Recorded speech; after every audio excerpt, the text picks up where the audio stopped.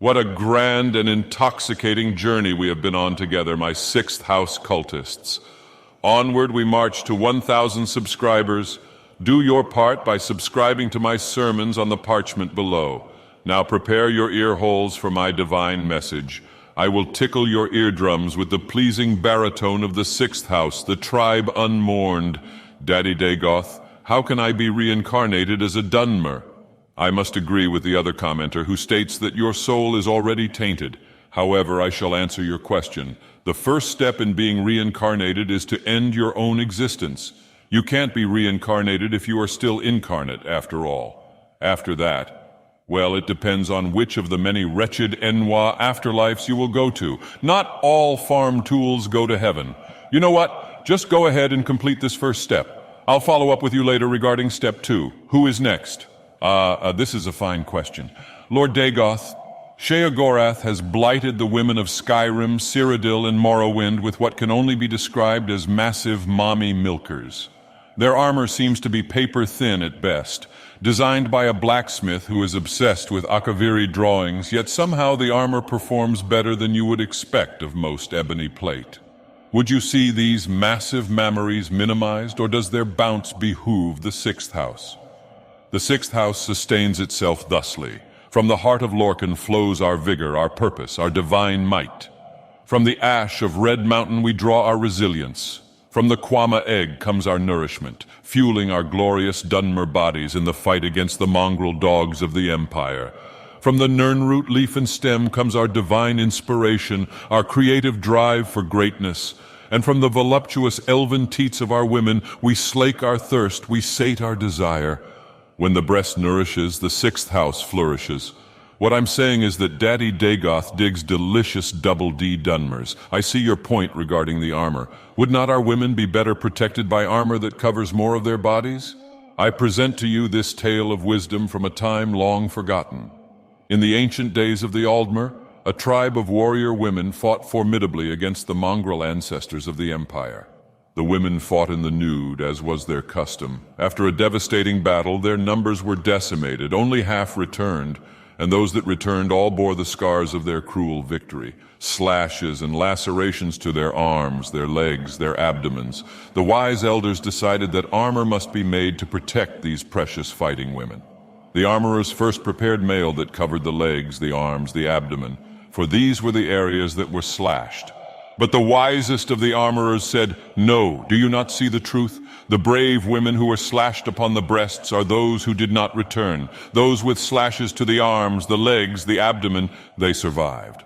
They returned. Clearly it is the breast, the area upon which the survivors bore no damage. This is what must be protected." And so the armor was reforged, brilliant resplendent golden boob mail and boob plate. The brave women marched into battle, their breasts shining like the sun above Mundus. The brilliant beams from their boobage blinded their foes, and their victory was complete and swift. Not a single lady warrior was lost that day. So effective was the boob mail of old. This is the reason for the armor that you see. It has a purpose. Dagoth, I was curious about your opinion on the Hist Trees, as they are responsible for creating a good portion of your farming tools. The Hist Trees, they are interesting and complicated beings. My knowledge of paranormal horticulture is somewhat limited when it comes to the flora of Enwa lands, but I do not dispute the power and majesty of the Hist. The Khajiit are drawn to the moons, and the Argonians are drawn to the trees. They are curious beings, these farm tools. At the very least, it is clear to me that the Hist Trees give the Argonians some level of power and ability that other races do not possess. The Dunmer, of course, are the only race on Tamriel who have the capacity, the competency, and the divine right to wield mystical powers such as these. More research into the power and nature of the Hist Trees is warranted. Once Akulakan and the heart of Lorcan have driven the mongrel dogs of the Empire out of Morrowind, and our subsequent conquest of Tamriel begins, I shall dedicate a branch of the sixth house to Hist Tree research. If the power of the Hist Trees can be captured and exploited to benefit my people, then we will harness their strength. If we cannot learn the secrets of these trees, then they are to be destroyed, utterly, root and branch and leaf and stem. Akulakan will draw the power of the heart of Lorcan out of Red Mountain, and fire and war will fall upon Black Marsh. Any power that the sixth house encounters will be bent to our will, or it will be destroyed. Lord Dagoth, what are your thoughts on Revel? In Skyrim AE, he is a Dunmer priest who sought to continue spreading your influence even after the fall of the Tribunal. He wears a mask similar to yours that supposedly allowed him to commune with you, and even creates his own ash zombies. Ah yes, Revel. My divine vision sees into many realities in my dreams as my mind stretches across the cosmos. I have seen this Dunmer in his travails. My heart weeps for these realities as my divine presence does not seem to be in them. Erden's quest is noble, but his cause is lost. I commend this sleeper for his loyalty to the sixth house.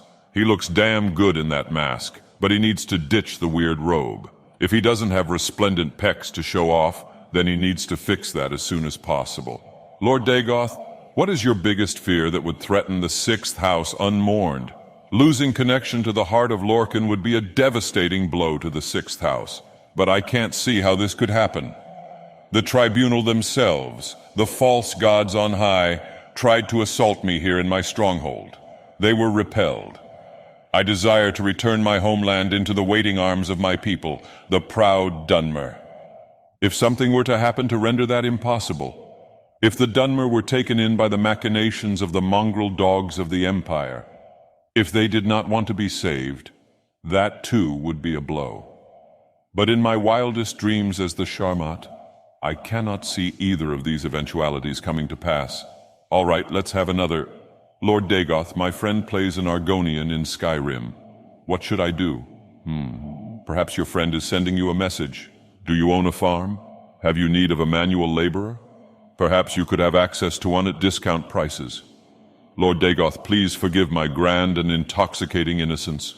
Once you destroy the false gods of the Tribunal, what will become of the priests and followers of those dirty traitors? It is not yet too late for my mercy. The Tribunal are false gods, but I do not deny their power and influence. They have abused the power of the heart of Lorcan. They have twisted it to their fancy and used it to corrupt the minds of my people. Those who supplicate and ask for forgiveness shall have it. Those who cling to the lies of the Tribunal shall meet the same fate as the false gods. Lord Dagoth, if the mongrel dogs of the Empire created a game about you, what would you like to see in it? Your question is an interesting one. Why would the mongrel dogs of the Empire create a game about me? Why would the creators not be Dunmer? Would a game created by Mongrel Dog Studios be different from the game created by Vardenfell Softworks? In any case, I shall answer your question. I want an open world. I want a fully operational Silt Strider network for transportation. I'm not against the concept of fast travel, but I want players to be incentivized to travel in a way that does not break immersion. Why walk when you can ride? I want spell creation. By the heart of Lorcan, I want levitation. Is that too much to ask for? I want to fly around and swat cliff racers out of the sky with my bare hands. Is that so hard? How about enchanted weapons that don't need to be recharged? What's up with that? I want there to be an elf who falls out of the sky, and you can loot his corpse to get scrolls that make you jump higher than Red Mountain.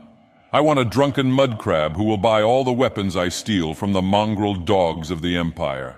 I want a pair of boots that makes me run really fast but also makes me go blind. I want real skooma, not this bullnetch restore fatigue potion nonsense. I want to waste experience points on luck, whatever the hell that is. I want to be able to murder characters essential to the main plot, and then be reprimanded about it by a disembodied text box. Truly, a game with these elements would be a masterpiece. Dagoth, if you manage to take over Tamriel like Tiber Septim did by the right of conquest, especially with the Aquila Khan, what type of laws and policies are you willing to enforce when it comes to politics based on your political view? I have a very progressive platform for labor reform, especially when my conquest encompasses Elsewhere and Black Marsh, or as I shall rename them, Cat Plantation Land and Swamp Factory. Religious freedom will be important in my regime. The people will be welcome to worship any god they please, so long as it is me. Healthcare will be paramount. Everyone will get the Corpus vaccine, by which I mean everyone will get Corpus. Excellent travel privileges will be given to all Enwas in and around Morrowind. all expense-paid trips to the realm of oblivion of their choice. Lord Dagoth, I'm planning on purchasing a brand new SUV, and I'm currently thinking of getting a Mitsubishi Outlander. What do you think of these vehicles? A fine vehicle for a mongrel dog, I suppose, but I will always remain partial to the Silt Strider. Why bother with gasoline when you can be elbow-deep in the brain parts of a gigantic insectoid abomination? The Mitsubishi Outlander may be able to go off-road, but how does it handle around ghost fences? Can it withstand ash storms and the blight as well as a tried-and-true 60-foot arthropod? I don't think so. Continue to ask for my wisdom on the parchment below. The tribe Unmourned leaves no question unanswered. The heart of Lorcan draws power from your subscriptions. Subscribe now. Akulakan will grant you a swift demise. Bring honor to the 6th house, the tribe Unmourned.